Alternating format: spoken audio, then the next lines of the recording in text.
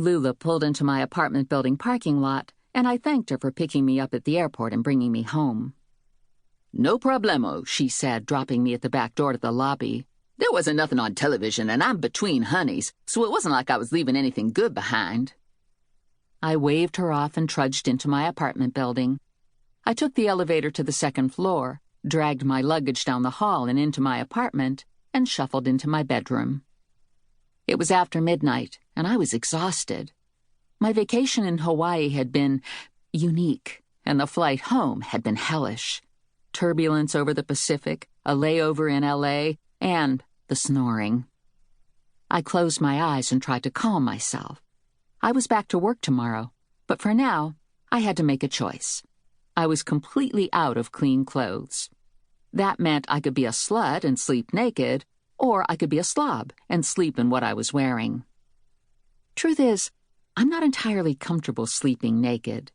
I do it from time to time, but I worry that God might be watching, or that my mother might find out, and I'm pretty sure they both think nice girls should wear pajamas to bed. In this case, being a slob required less effort, and that's where I chose to go. Unfortunately, I was in the same wardrobe predicament when I dragged myself out of bed the next morning, so I emptied my suitcase into my laundry basket, grabbed the messenger bag that serves as a purse, and headed for my parents' house. I could use my mom's washer and dryer, and I thought I had some emergency clothes left in their spare bedroom. Plus, they'd been babysitting my hamster Rex while I was away, and I wanted to retrieve him. I live in a one-bedroom, one-bath apartment on the second floor of an aging 3-story brick-faced apartment building located on the edge of Trenton. On a good traffic day at 4 in the morning, it's a 10-minute drive to my parents' house or the bonds office. All other times, it's a crapshoot. Grandma Mazur was at the front door when I pulled to the curb and parked. She's lived with my parents since Grandpa Mazur took the big escalator to the heavenly food court in the sky. Sometimes I think my father wouldn't mind seeing Grandma step onto that very same escalator, but I can't see it happening anytime soon. Her steel gray hair was cut short and tightly curled on her head. Her nails matched her bright red lipstick. Her lavender and white running suit hung slack on her bony shoulders. "What a good surprise," Grandma said, opening the door to me. "Welcome home. We're dying to hear all about the vacation with the hottie." My parents' home is a modest duplex, sharing a common wall with its mirror image. Mrs. Chiak lives in the other half.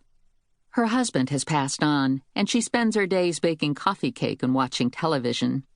The outside of her half is painted pale green, and the exterior of my parents' house is mustard yellow and brown.